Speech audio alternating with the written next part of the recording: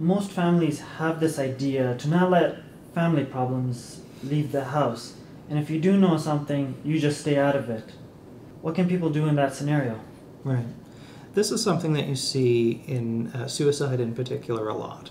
You read an obituary, for example, of a young person who died by suicide. Mm-hmm. It will almost never say that the young person died by suicide, because that's a cultural and a family stigma often that, we don't want to tell people how this happened.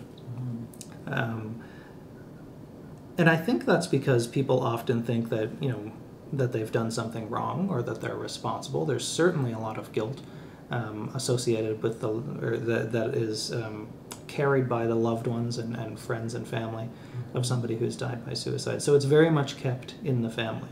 As early as one generation ago, where people would know certain family members in their family, for example, as crazy Uncle Joe, or as or that Aunt Judy just doesn't have something right, or something, this kind of colloquial Western language about how somebody who may behave or think or act a little bit differently. They're the weird. Exactly. That they get pegged as the weird family member. When really, that might be true. You can be perfectly mentally healthy and still be a little bit strange. There's nothing precluding that, but it may be code language for somebody who is dealing with a mental health problem. We have lots of words in English for mental illness, but we don't really have the depth of meaning, the real language that we need to express what we mean.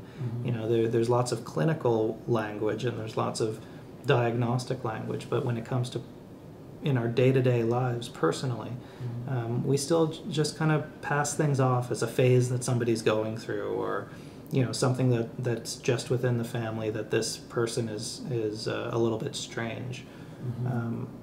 My vision is a more progressive society where if we recognize somebody is struggling, whether they're in our family or not, we do everything we can to try to at least offer them the services and have the services available to them that can improve their quality of life and really make life easier and more enjoyable for them, because that's why we do this. This is what mental health advocacy and mental health treatment in general is about. It's helping people live a better life, whatever that means for them.